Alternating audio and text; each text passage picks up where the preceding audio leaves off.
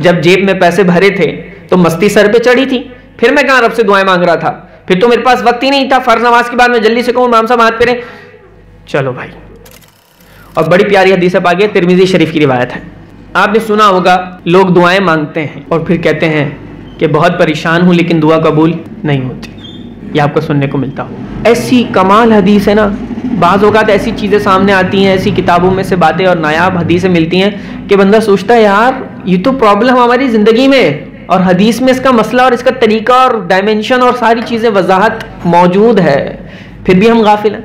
अब सुने तिरमिज़ी शरीफ की रिवायत, हुज़ूर अलैहिस्सलाम ने फरमाया जिसको ये पसंद हो कि तंग दस्ती में, मुश्किल हालात में अल्लाह उसकी दुआएं कबूल करे, जिसको ये पसंद हो कि तंग दस्ती में, परेशानी में अल्लाह उसकी दुआएं कबूल करे, तो उसको चाहिए कि फराग दस्ती में और खुशहाली में वो दुआओं की कसरत करे।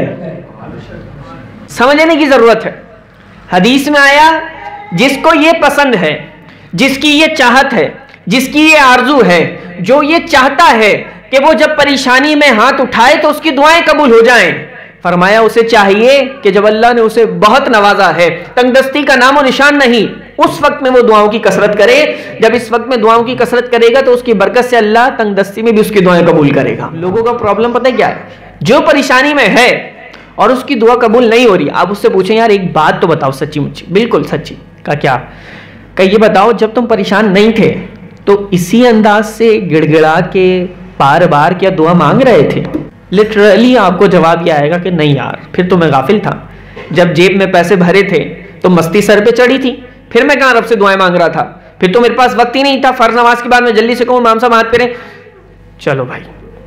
ये दुआ मांग रहे थे ना, रब की रहमत देख रही है कि मेरा बंदा मांगे और मैं से दूं, और हम कहें यार ये अरबी की दुआ बस जल्दी से पूरी हो जाए, जो कि हमें समझ में नहीं आ रही मांग क्या रहे हैं, आमीन आमीन आमीन हाफिज, चलेगा ये दुआ मांग के।